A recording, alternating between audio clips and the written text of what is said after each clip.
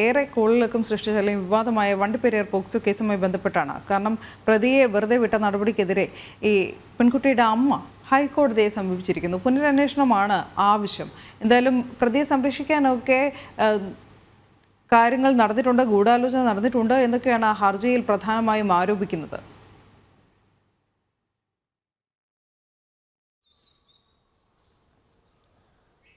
വണ്ടിപ്പെരിയാറിൽ 5.5 വയസ്സുകാരി പെൺകുട്ടിയെ ബലാത്സംഗം ചെയ്ത് കൊന്ന കേസിൽ പുനരന്വേഷണം ആവശ്യപ്പെട്ടുകൊണ്ടാണ് പെൺകുട്ടിയുടെ അമ്മ കഴിഞ്ഞ ദിവസം ഹൈക്കോടതി മുൻപാകെ ഹർജി നൽകിയത്. പ്രധാനമായിട്ടും അന്വേഷണ സംഘത്തിനെതിരെയാണ് ഗുരുതരമായിട്ടുള്ള ആരോപണം ഇവർ ഉന്നയിച്ചിരിക്കുന്നത്. അതായത് ഗുരുതരമായിട്ടുള്ള ഒരു പിഴവ് അന്വേഷണ സംഘത്തിന്റെ ഭാഗത്തു നിന്നുമുണ്ടായി. പ്രതിയെ രക്ഷിക്കുവാൻ തക്ക ബോധപൂർവമായിട്ടുള്ള ശ്രമങ്ങളാണ് അന്വേഷണ സംഘം നടത്തിയത്.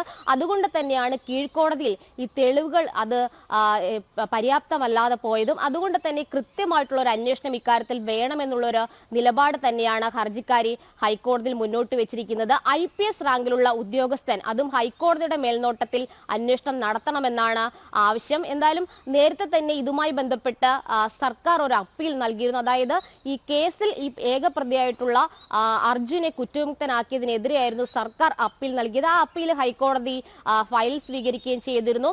ആ അപ്പീലിൽ അടക്കം സർക്കാർ പറഞ്ഞിരുന്നത് പ്രോസിക്യൂഷൻ മുന്നോട്ട് വെച്ച രേഖകളും തെളിവുകളും അത് കൃത്യമായിട്ട് കീഴ്ക്കോടതി പരിഗണിച്ചില്ല. അതുകൊണ്ട് തന്നെ കീഴ്ക്കോടതിയുടെ ഉത്തരവ് റദ്ദാക്കണമെന്നുള്ള ഒരു ആവശ്യം തന്നെയാണ് സർക്കാർ അപ്പീലിൽ ഉന്നയിച്ചിരുന്നത്.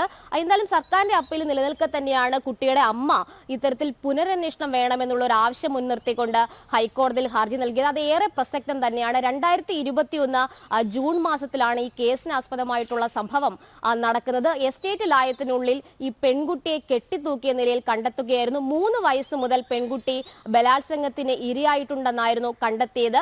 ഈ പുനരന്വേഷണ ഹർജിയിൽ അമ്മ പറയുന്നത് കൃത്യം നടന്ന് 3 ദിവസത്തിന് ശേഷമാണ് സംഭവ സ്ഥലത്ത് അന്വേഷണ സംഘം എത്തുന്നത്. ഈ തെളിവുകൾ ശേഖരിച്ച അതൊക്കെ തന്നെ ഈ ദിവസങ്ങൾക്ക് ശേഷമാണ്.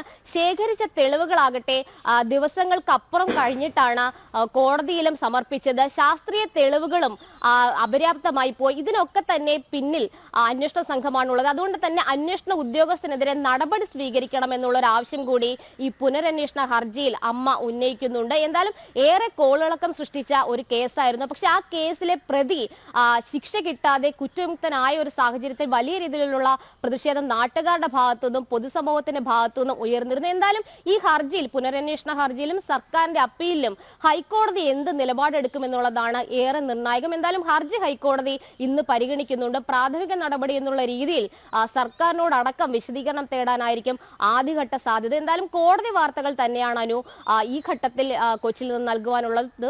ഒപ്പം തന്നെ തുടർ വാർത്തകളും പ്രതീക്ഷിക്കുന്നുണ്ട് അനു. ശരി രശ്മ. രശ്മ ബുവാണ് വിശദമായ റിപ്പോർട്ട് നൽകിയത്.